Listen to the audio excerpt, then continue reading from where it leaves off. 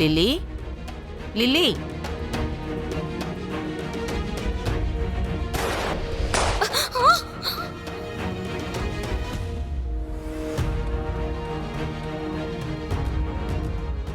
Lily, உனக்கு ஒன்றும் இல்லை, பயப்பட வேண்டாம்.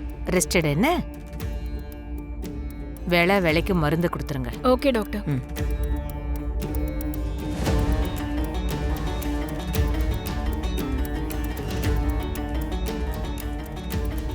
கான்ஸ்டபிள்ஸ் மேடம், லில்லிக்கு கான்ஷியஸ் வந்துருச்சு. இன்ஸ்பெக்டருக்கு இன்ஃபார்ம் பண்ணிடுங்க. அண்ட் பேஷண்ட்டோட ஃபேமிலிக்கும் இன்ஃபார்ம் பண்ணிடுங்க. Okay madam.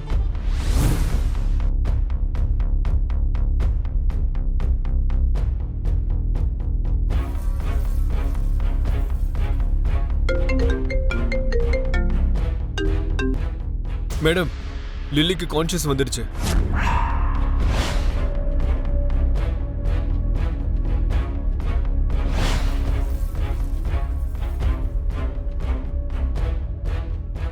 அவங்க முழிச்சதும் உங்களுக்கு இன்ஃபார்ம் பண்ண சொன்னீங்கல்ல, சொல்லிட்டேன்.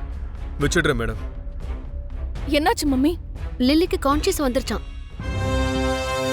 லில்லிக்கு கான்ஷியஸ் வந்துருச்சுன்னா உன்னோட ஜெயில் ஜர்னிக்கு ஃபர்ஸ்ட் கியர் போட்ட மாதிரி தான்.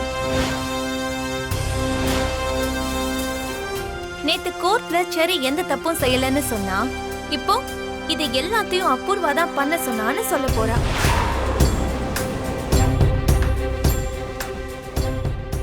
அப்ப நீ செஞ்ச சதிவேலை மொத்தமா ரிவியல் ஆயிடும். செரிய ஜெயிலுக்கு அனுப்பிட்டு நக்ஷத்ராவுக்கு விவாகரத்தை வாங்கி கொடுக்கணும்னு நினைச்ச நீ எங்க அம்மாவை கொலை பண்ணிட்டு எங்க அப்பாவை சீட் பண்ணன்னு, இந்த மொத்த சொத்தையும் ஆட்டைய போடுறதுக்கு பிளான் போட்டிருக்கேன்னு எல்லாமே வெளியில வரப்போகுது.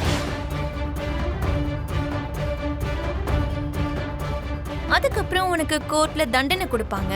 நீ உள்ள போய் அதுக்கப்புறம் ரிலாக்ஸ்டா இருக்கலாம் நினைச்சிட்டு இருக்கியோ என்னவோ.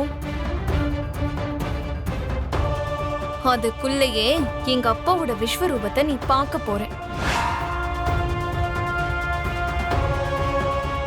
அவங்க பாயிண்ட் பிளாங்க்ல அவங்களே கன்னை வச்சு சுட்டுக்கிறது இதுதான் நினைக்கிறேன். நக்ஷத்ரா, ஜெயில் கம்பி நட்சத்திரத்தை எண்றதுக்கு ரெடியா இருந்துக்கோ.